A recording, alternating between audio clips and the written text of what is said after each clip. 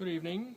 I've been reading through the questions posted on the question video, and I'm going to do my best to make my way through answering them. I've had quite a few questions posted, so I'm not going to put them all in one video, otherwise the video will be really long and I would probably struggle to hold your interest. So I'm going to split them up. I'm going to work through the questions sort of in order, so whoever posted the question first will get it answered first. I'll only deviate from that if you posted more than one question, and then I'm going to mix your questions up, because otherwise you could just end up with one video full of one person's questions. If you're watching this and you still have a question that you would like to ask, you can still go to the questions video.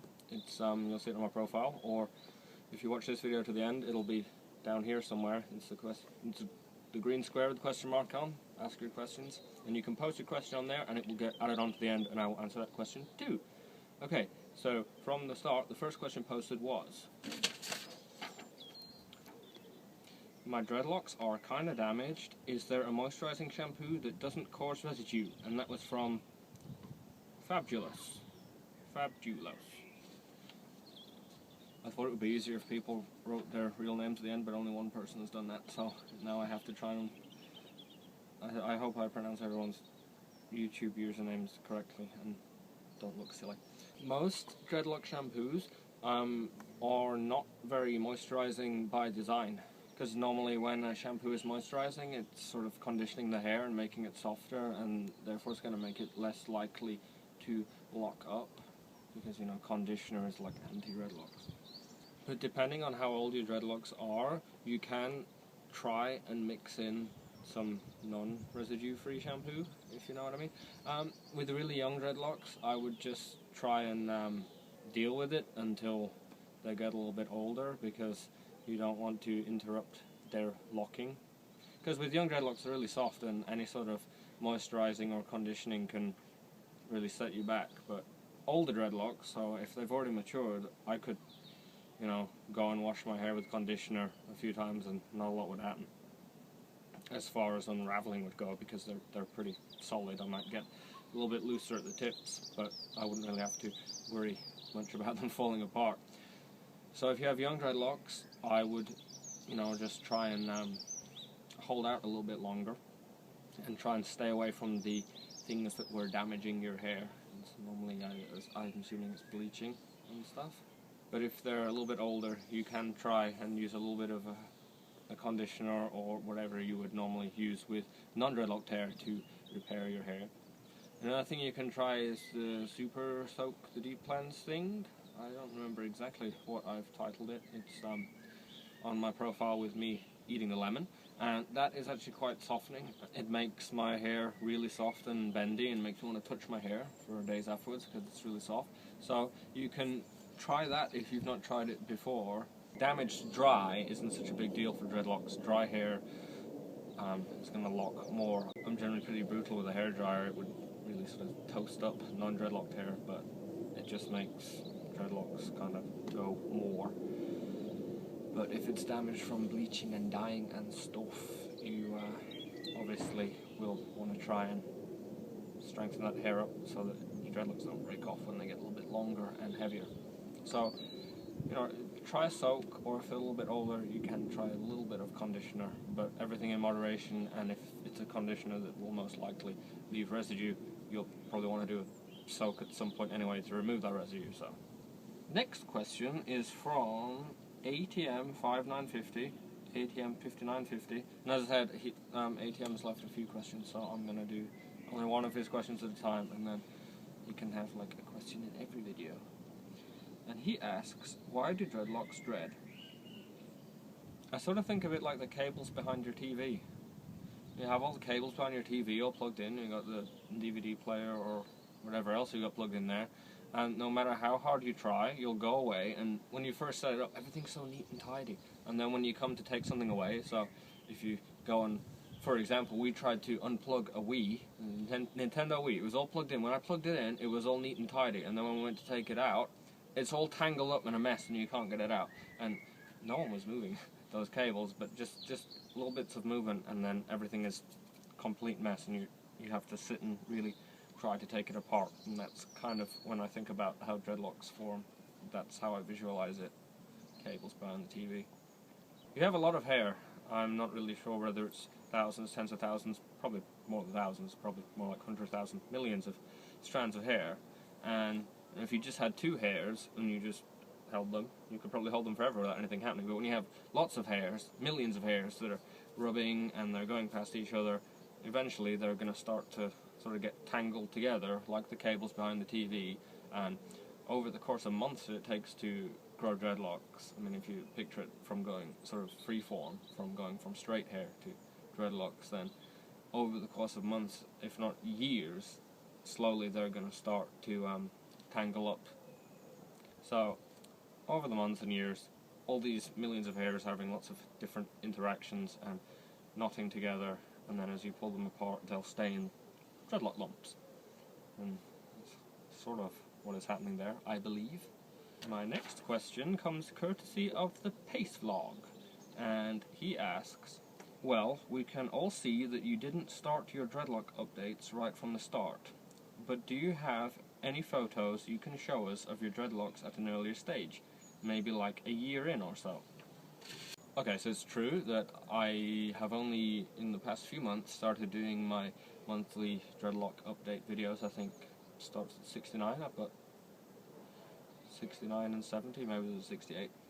But if you go onto my profile, in fact I'll put it in a link in the bottom, I do have a video and it's called 67 Months of Dreadlocks, and that is a sort of compilation of pictures of me from before dreadlocks to 67 months. So I do actually have a video where it documents the entire process from me going from long girly straight hair to really messy. When I started my dreadlocks, they were started really badly, and so I don't have a lot of pictures from when my dreadlocks were really young because I really hated them. And in fact the only reason I stuck with them is because I've been going on about dreadlocks for months beforehand. I was like, I'm going to get dreadlocks, telling everyone. And then when I got them, they were hideous and ugly. I went to a salon to get them and they had wax in them and they were disgusting, and honestly it was a nightmare. And the only reason I stuck with them is because I thought I would look really stupid if I'd gone on about them for so long and then only kept them for a few weeks or whatever. So I stuck with them and eventually cut off all the original lengths because it was waxy and sort of past the point of no return.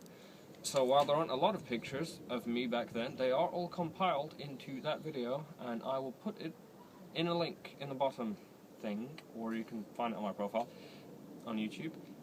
I will also put down here a link for the Super Soak, the deep cleanse video for moisturizing and conditioning the hair. Next question comes from, yeah, this is probably why it would have been better for people to leave the names. This comes from R1234233, and I don't know whether that's a guy or a girl, so I'm just going to say that they say their question is, what do dreadlocks mean to you? I'm not really sure what dreadlocks mean to me. They mean different things to different people, and my personal dreadlocks mean a different thing to when I first got them. When I first got them, I mentioned before, it was because I was into certain music where people in the bands had dreadlocks, and I thought, they're cool people. I wish I could be a cool person. Maybe if I get dreadlocks, I will become a cool person. It doesn't quite work like that, especially since dreadlocks are so messy, and if you go and see the video where you see mine from the start, you'll see that I was a particularly bad case.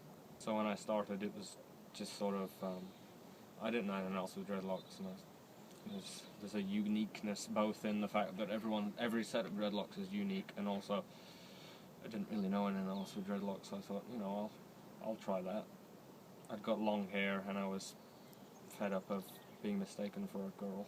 It happened a few times. I'm a polite person and I'd hold doors open and things, and I remember one specific time I held a door open at a supermarket, and it was a grandmother and a kid. I think I mentioned this before, but it was a grandmother and a kid, and when I opened the door, the grandmother said to the kid, "Say thank you to the nice lady." I was like, So dreadlocks kind of stopped me being mistaken for a girl. That and the beard, it's hard to get mistaken for a girl with a beard. But what I like about dreadlocks is it's sort of the complete opposite of what... Well, I don't know if it's like this where you are, but when you walk past a barber shop where guys get their hair cut, there's pictures in the window reminds me of there's a Beatles song which talks about pictures in the window. I know there's pictures in the window, and I don't know whether people actually go in and say, I want a haircut like that. But it's sort of the opposite to that. It's the opposite of what you're supposed to do. There's certain things that people are expected to do. You're supposed to dress like this. You're supposed to have your hair cut like that. You're supposed to go here. You're supposed to listen to that. You're supposed to do this. And I really hate that. I don't really have much of a spiritual attachment to them. I don't have... Some people have spiritual attachment to dreadlocks. I don't really have a spiritual attachment to anything. Not really sure what else I can say on that. That's a deep question. And I will do one more question in this video so that it doesn't get super long. And this will be from RawBohemian, who asks, when my dreadlocks are too long, I want to trim them. Is there any specific way to go about that?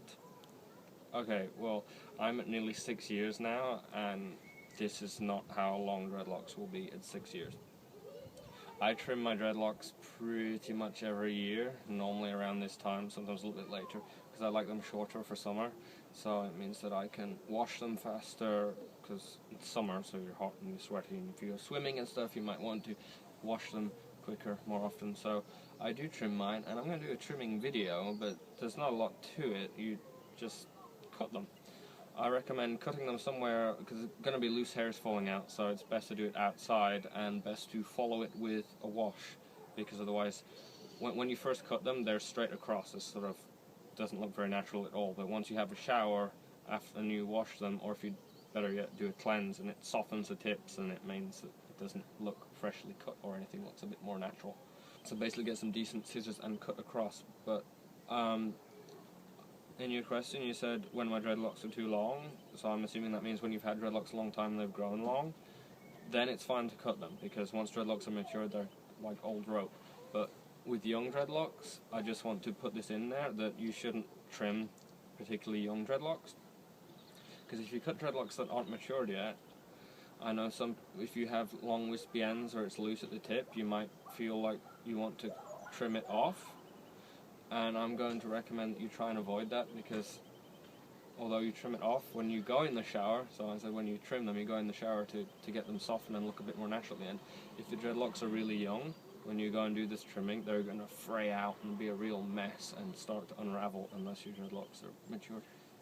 None of mine are blunted at the tips, because I don't let them grow long enough and leave them alone long enough to let them blunt, because I cut them again before they get time to blunt. But nothing particularly bad happens, they don't unravel all the way up or anything. Okay, so I'm going to leave it there, I think. I will answer the next batch of questions and get that video up ASAP.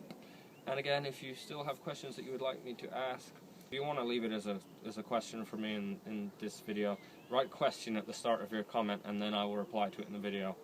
So either leave it in the question video, or write question in caps lock in your comment in this video. Because if you just write a comment in this video, I will reply to it and it won't get into the video. I hope I've been useful for these questions here. I hope I've answered them, otherwise false advertising. But I hope you will join me for the next group of Q&A answers. Thank you. Bye.